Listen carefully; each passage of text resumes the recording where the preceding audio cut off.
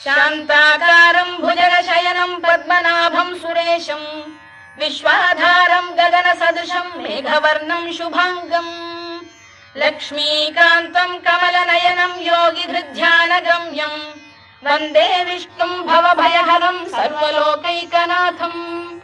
मेघश्यामं पीतकौशेयवासं श्रीवत्साङ्कं कौस्तुभोद्भासिताङ्गम् पुण्योपेतं पुण्डरीकायताक्षं विष्णुं वन्दे सर्वलोकैकनाथम् नमः समस्तभूतानामादिभूताय भूभृते अनेकरूपरूपाय विष्णवे प्रभविष्णवे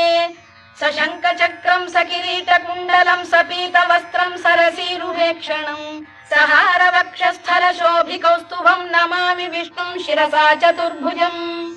छायायां पारिजातस्य हेमसिंहासनोपरि